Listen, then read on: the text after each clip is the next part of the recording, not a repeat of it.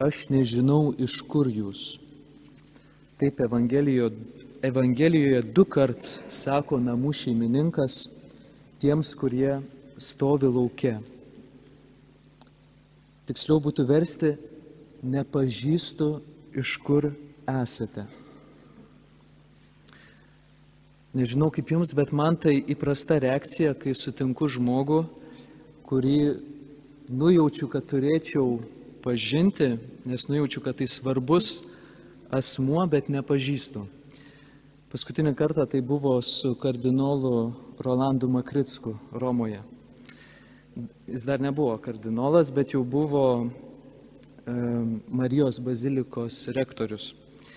Tai staiga atsidūriau prieš jį, nežinau, ką sakyti, tai sakau, iš kur jūs? Jis man atsakė, iš Biržų, o tu iš Šiaulių. Tai va.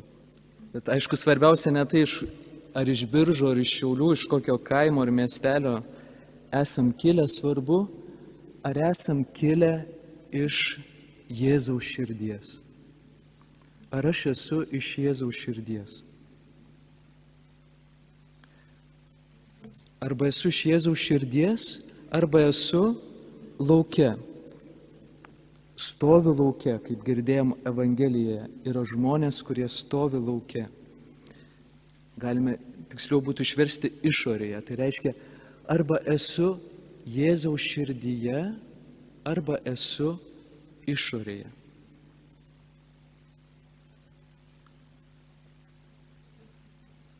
Tikrasis klausimas, ar Jėzus mane pažįsta.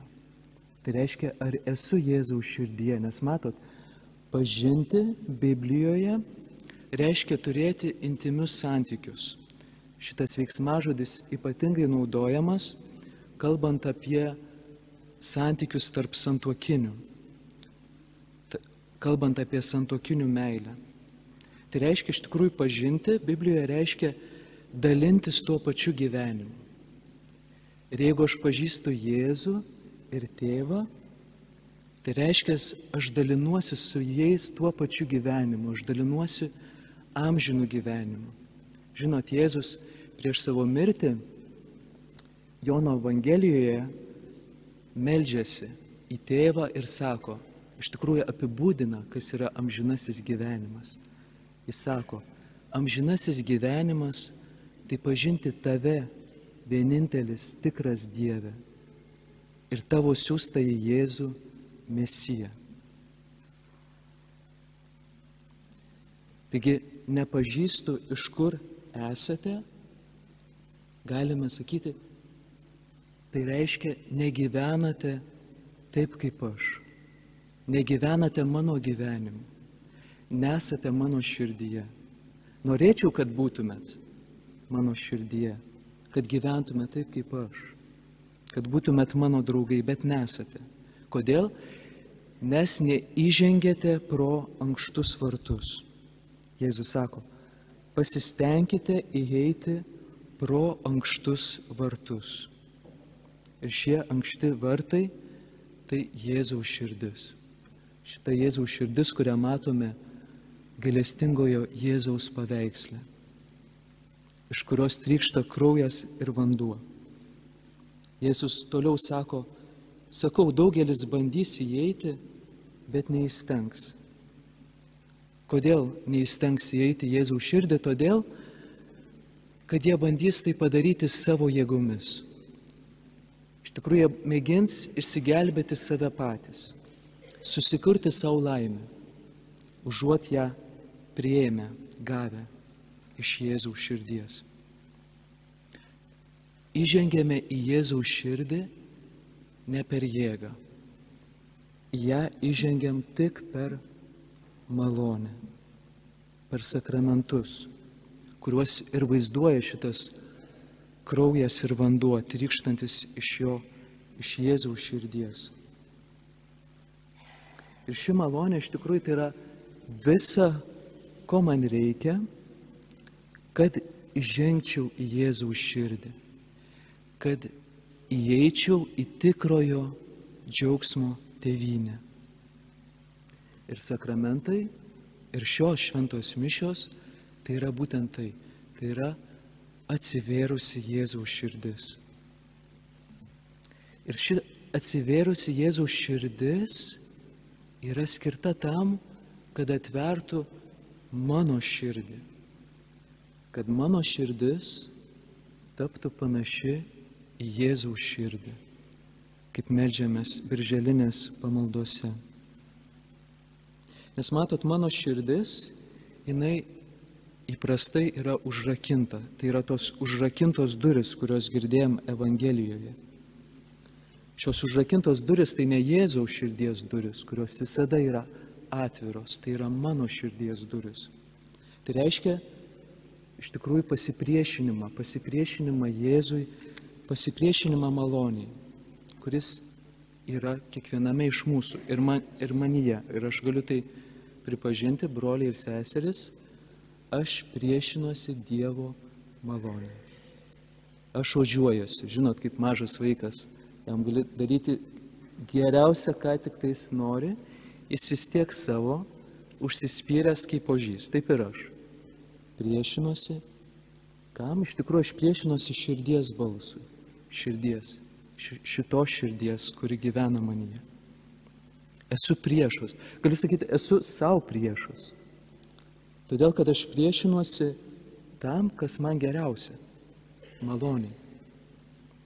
Nes iš tikrųjų negali būti, kai gerai pagalvoju, negali būti didesnio priešo man, negu aš pats. Nes tik aš galiu uždaryti širdies duris Dievo maloniai. Ir todėl neįeiti į tikrojo džiaugsmo tėvynę. O Dievas gerbė šį pasirinkimą, jis gerbė mano laisvę. Ir net jei aš priešinuosi maloniai iki pat mirties ir net po jos, jis irgi gerbė šią mano laisvę, šią mano valią. Ir Evangelijoje ši pagarba išreiškiama žodžiais užrakinti duris ir išvaryti lauk. Matot, aš uždarau duris, o Dievas sako gerai, jeigu taip nori, ir užrakina. Aš lieku lauke, aš neinu jo širdį, Dievas sako gerai, pasilik lauke. Sakysit man, kad Evangelijoje girdim, kaip žmonės jie beldžiasi į duris, kaip prašo atidaryti. Atrodo, kad jie nori įeiti į šitą širdį. Ar ne? Kaip bebūtų, matom jų nepasitenkinimą. Ar ne? Ir tai normalu. Atsiskyrę nuo Jėzaus širdies, mes negalim būti patenkinti. Tačiau šis nepasitenkinimas šitų žmonių, jis nereiškia jų troškimo atsiversti. Nes jie iš tikrųjų nenori, kad jų širdis taptų panaši Jėzaus širdį. Ir tai žinom todėl, kad namų šeimininkas Evangelijoje, tai yra Dievas, sako, kad jūs esat piktadariai. Reiškia, jūsų širdis yra pikta ir jūs nenorit, kad jinai taptų gera. Jūs ožiuojatės, jūs nenorit tapti kaip avinėlis. Jūs nenorit pažinti Dievą. Ir todėl Dievas jūsų nepažįsta. Todėl galima sakyti, kad gyvenimo pabaigoje bus dviejų rūšių žmonės. Tie, kurie sakys Dievui, teesie tavo valia, ir tie, kuriems Dievas sakys, teesie tavo valia.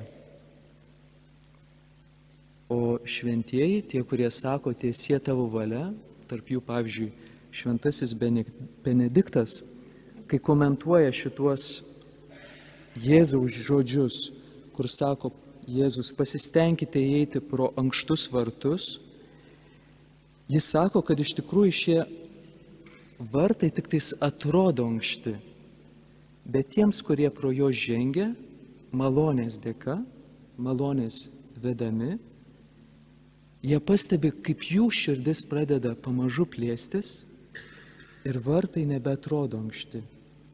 Tai reiškia, kad Dievo bažnyčios įsakymai, taip pat su mano pašaukimu susiję visi reikalavimai, iš tikrųjų pamažu tampa nebe iš išorės primesti reikalavimai, bet mano širdies troškimai. Mano širdis panašu tampa panaši Jėzaus širdį.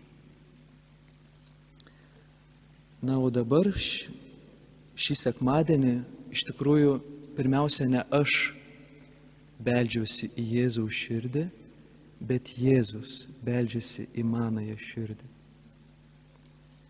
Ir sako, štai aš stoviu prie durų ir beldžiuosi.